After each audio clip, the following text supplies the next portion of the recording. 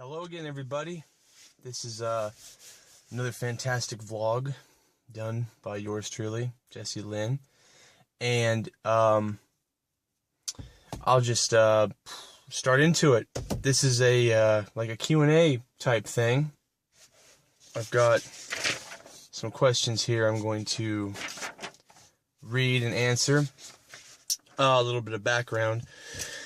Not too long ago, we did these Q&A kind of vlogs here, the Nerd Truth. I had done some questions for our fearless leader, Jason Nieves, that he read and answered for us. I did a Q&A vlog that Rachel Bueno had done questions for me, so I read those and answered them. I did questions for Rachel, and she hasn't done a vlog yet, and this is like 2 months in the making, so I don't know what's going on with her, because I really want to see that vlog. So get on it if you're watching this. So a few days ago, Jason gave me more questions to answer, and then I think I will give him some questions, or he's going to answer the same questions that he gave me to answer. So I'm going to do my best to answer these. It's just 4 of them, so hopefully this won't take too long. And I like these questions. I looked over them a little bit, and I've been thinking about them. What I was going to originally do was print them out without looking at them and sit here and read them off fresh. But then I took a peek, and I realized that if I sat here and tried to answer them fresh, I'd be here forever, because I'd have to think about it really hard, and I don't want to take too long of your time. So these are basically asking about, these are comic book questions about my preferences in comics and going back through the years and stuff, so I'm really looking forward to answering these for you guys. So let's just jump right in and do it. And again, if you can, that's that. I'm not going to show up too long. You'll probably pause that and read them. But here we go. So, question number 1. What is the first comic book you remember reading? The first comic book I remember reading, that is a really hard question to answer. I think it would have to be The Adventures of Batman, which, if some of you remember The Adventures of Batman, it was a comic book that was done back in the early 90s. It was based on the Batman the Animated Series from Paul Dini and Bruce Timm, which Batman the Animated Series was my ultimate gateway into the realm of superheroes and comic books. Before then, I had a knowledge of Batman and Superman, but Batman the Animated Series was my gateway drug into this whole amazing and beautiful world of which I am a part of now. So naturally, when I would see the Batman adventures on the newsstands, and I'd want to read them. So I didn't read them all the time, but I would read Batman adventures periodically. I think my mom would buy them for me, probably against her better judgment, because she was never a big fan of the cartoon, because it was just so dark, and she always, I would race home after school and put this on Fox Kids and sit there and watch it, eyes that big, and she probably thought that was a little bit unhealthy. Especially the opening of that show is probably the greatest opening to any television show ever. It's totally no voice, no logo of any kind. It's basically goes back to like the Max Fleischer Superman cartoons. Batman whooping butt, taking down robbers, on top of a building, and it's just an incredibly dark opening. The music swells, Danny Elfman's theme that would go through the living room in the house, and I know that probably worried my mom too, just because it sounded so dark. But I ate it up. I loved it. So I'd want to read these comics, and I think I would get them periodically. I really can't remember. I know I read some of those. As far as actually like reading comics all the time, I would buy Looney Tunes comics. DC would put those out. I love to read some of you probably remember the Animaniacs comics from back in the 90s. I would buy those a lot. I would always buy those. I would buy Ren and Stimpy comics. Marvel put those out. I'd read those. I would read, later on in the 90s, it was Batman Gotham Adventures. I would read those. I would read The Adventures of Superman, which was kind of an offshot title that I thought was really cool at the time. And then later on, I had a stint for about maybe 3 or 4 years where I stopped reading superhero comics like Batman and Superman, and I read Archie's. So I was reading Archie's for quite some time. The actual comic books were very hard to find, so I would read the digests. And I would buy the digests at Kmart. That was back in the day when Kmart was still popular.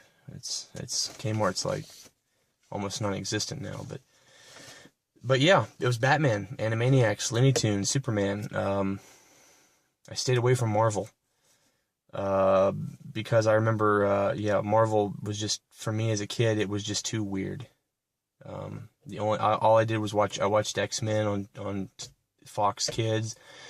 X-Men was the only gateway into Marvel I ever had, and it just didn't stick as well as Batman did, and that's why it's taken me, that's why my Marvel knowledge was never that great, just because I never had an interest in Marvel. Not until I got into an adult and started reading Marvel, which I read Marvel now. But that's my answer for that. Now we'll go to question 2. If a different comic than your answer... Let me start again. If a different comic than your answer to number 1, what is the first comic you remember buying with your own money? First one I remember buying with my own money would probably be Ren and Stimpy. 'Cause I would go to friends' houses as a kid, watch Ren and Stimpy on Nickelodeon, because growing up until we got rid of the television, or my parents got rid of it for religious reasons, we never had cable or satellite. I never had cable TV. I didn't get cable TV until I was 24 or 25. That was the first time in my life I'd ever had cable TV. So I would go to friends' houses and watch it, get the DVDs, get the VHSs. So I'm going back about 20 years. I get the VHS tapes from the library. My mom would let me rent them, and I'd watch Ren and Stimpy at home on the VCR. If some of you don't know what a VCR is, just Google it. It's something that we used to use back in the day to watch movies. So I think it would have been Ren and Stimpy. Animaniacs, I'd buy those too. Looney Tunes. Okie doke. Question number 3. What is your favorite comic story of all time, and why? Haha. I have a lot of favorite comic stories, but the one that I think I would hold above every other comic story would be Batman: The Killing Joke by Alan Moore and Brian Bolland. And I say this because if I were ever to recommend a comic book to a person, if someone came to me and said, "Hey, I want to get into comics, and let's say I want to get into Batman, what would you recommend to read as a gateway into Batman?" I would say The Killing Joke. Why? Because I think it's an awesome story. And moreover, I think the artwork is some of the best artwork I have ever seen in a comic book, especially the deluxe edition that came out a few years ago that Brian Bolland went back and he recolored everything himself. Because originally it was colored by someone else. It was mechanically colored. He went back and colored everything the way he always envisioned it. And it is beautiful. It is some of the best comic book art I've ever seen. It is so good. That story is one of the darkest Batman stories I've ever read. I mean, I've read some really dark Batman stories. The Long Halloween, that's a dark story. And The Dark Knight Returns is a dark story. Year One's dark. Going back to Frank Miller, even some of the newer stuff. But The Killing Joke, it's basically just a one-shot. Go in and read it. It acts as a one-shot, but at the same time, it is part of canon. Because, spoiler alert, it's in The Killing Joke that Barbara Gordon gets popped by the Joker, paralyzing her, and she becomes Oracle, as we all know. And then, it's a great story. It's basically, in a nutshell, it's basically Joker escapes from Arkham. He buys an old, dilapidated carnival park, an old theme park. It's run down. Brings all his his carny friends in. Goes, pops Barbara Gordon, paralyzes her, steals Jim Gordon, takes him there, strips him naked, has these little dudes dressed like cherubs sticking him with these electric stickers or whatever, takes him through and he's basically trying to drive Jim crazy to prove a point. That's all he's wanting to do, is prove a point. But he goes even further than that, strips Barbara naked while she's laying there bleeding, and takes pictures of her and puts those up on these big TVs so Jim Gordon can see his suffering naked daughter, and it's supposed to drive him crazy even more. And in the end, the Joker fails. He doesn't drive Jim crazy. He only strengthens Jim's resolve, because when Batman, and some of these pictures, when you see the Batmobile roll up in that one scene, and the silhouette of the Batman, it's just black with the eyes. That's the coolest thing ever. I was like, holy crap, that is like so freaking Batman. There's another scene where he's going through and he's kind of like this, and you can see it light down here, but all black with the eyes, and it just looks so badass. It is like the epitome of Batman to me. But he saves Jim, and instead of Jim telling him, kill the Joker, he says, you get him, and you get him, you bring him in, and you bring him in by the book. So even in the face of that, he did not crack, which is a really, really cool thing. And in the end, some people have argued that Batman kills the Joker. I think Grant Morrison recently said that. That could be argued if you really want to read between the lines. Maybe he did, maybe he didn't. I really don't think it matters. I think it's just a great story. I always interpret it as he just, they shared a laugh, and yeah, it's back to Arkham with you, but it kind of works as it kind of works as kind of sort of showing you where the Joker came from without naming him, because they tried to do that, in the Michael Keaton Batman, and they named him Jack Napier, and that doesn't work. The Joker works the best when I personally think, I know now that I think that was part of canon. I'm not sure if it's part of canon post New 52, but I think the Joker's origin works way better when he's nameless and you don't know a thing about his background. Absolutely nothing. He's like a wraith, and I think he works the best that way. So that was my little ramble on Batman. Batman's my favorite character, by the way. I love Batman. Going on to question number 4, the final question. What do you think is the best adaptation, whether in movie, TV show, cartoon, or video game, of a comic book character, and why? I think, that's a hard one to answer. I will say, what do you think about adaptation of whether a movie, TV show? I think as far as a best adaptation of a character, I'll give this in a couple different answers, because I have to do that for this one. For Batman, the best adaptation of Batman I think that we have ever seen in a movie is undoubtedly the Nolan trilogy. Nolan, he took Batman and he brought him to the real world. But the way he did it was the closest to the comics we have ever seen in cinema. For a TV show, Batman the Animated Series is still the greatest, I think one of the greatest adaptations of Batman, the Batverse we've ever seen. It's like watching the comic book unfold before your eyes. It is just 20 years later, it's still just as relevant as it was back then. It's just a fantastic piece of television history that we have, and you know, the Bat verse. It's just great. It's one of the best ever, you know, and if you've never watched it, you really need to go back, and you can buy them on DVD. Batman the Animated Series, Season 1. Season 2, it became The Adventures of Batman and Robin, and then later on they changed the style a little bit to make it more like The New Adventures of Superman, and the whole Bruce Timm DC, you know, animated universe. Just great stuff. And undoubtedly the Batman video games. The Arkham games, Batman Arkham Asylum, one of the greatest things you'll ever play. Arkham City, I'm ashamed to say I've not played it yet, which I know I'm really behind, but I've heard nothing but good things about Arkham City. It's just it's big, it's badass, it's bold. I have a friend that's played Arkham Origins, and he says that is even better than Arkham City. It's just great. Even though Paul Dini, Kevin Conroy, and Mark Hamill are absent from this game, Rocksteady doesn't do that. It went to Warner Brothers Montreal, and I've heard they've done a really good job. I've seen TV spots for it. There's actually a 50-second TV spot that you can go online and watch. It's the origin of Batman from Little Bruce all the way to Batman in 50 seconds with no talking.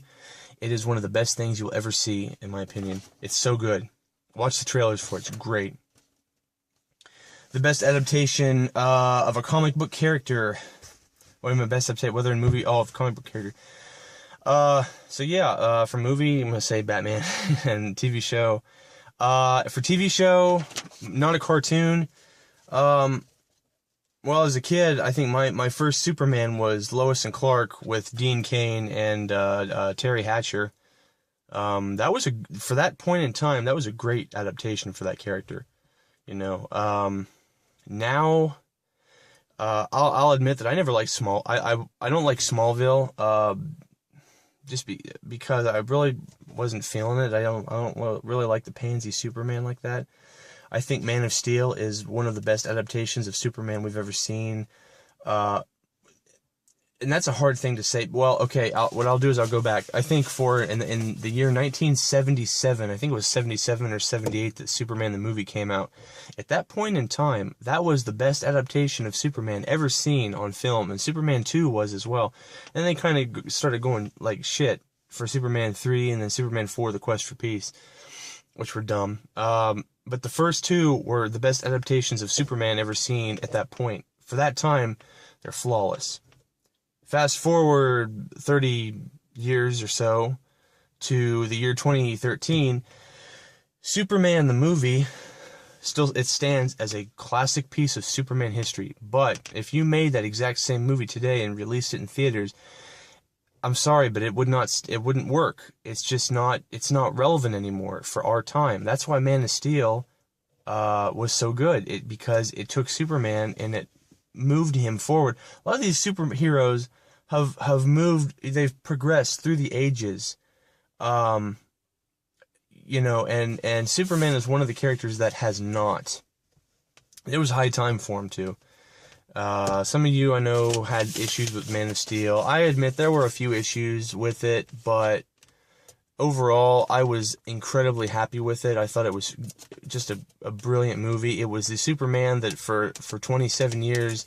Well, I hadn't been reading comics for 27 years, 20-something years I've been, you know, in the superhero world.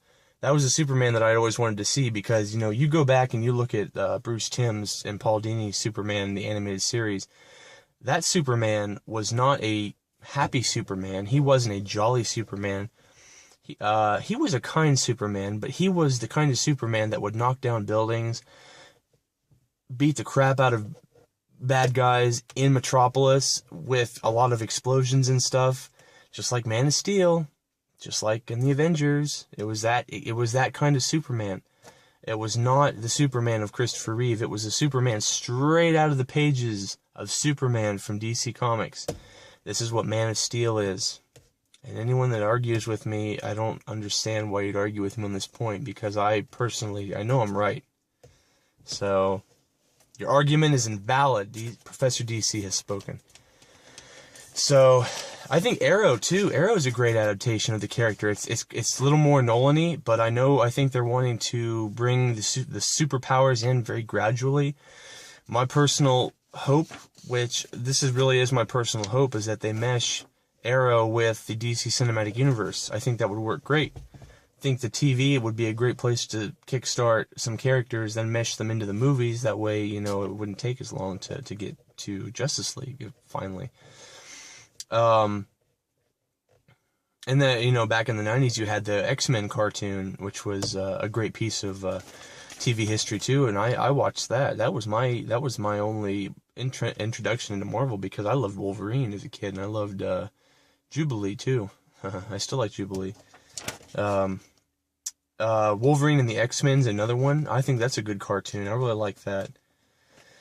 That was one that got canceled before its time, and that really pissed me off. The new Avengers cartoon, not the Avengers Assemble, but Avengers Earth's Mightiest Heroes, was a great cartoon. I really liked that too. So that, I guess that's it. 21 minutes. Yeah, took a little longer than I thought, but I get to talking about this stuff, and I get kind of passionate about it. I cannot stress to you how much you need to read The Killing Joke, though. It's fantastic. It's just a good Batman story. Fantastic Batman artwork. I wish I had it out here with me. I'd open the pages up and show it to you, but you can go online and wiki them. Brian Bolland is like a god. When he gets that pen in his hand, starts drawing, he is like a god among men. Just his artwork is great. I love Brian Bolland's artwork. What he did with that was just mind-blowing. And so yeah, that's pretty much it. That's all I have to say right now. I'm gonna go see Thor: The Dark World again tonight, so I'm pretty stoked about that.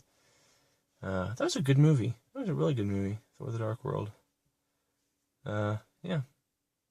Getting back to Marvel. Oh, and the Man of Steel live fan event was today.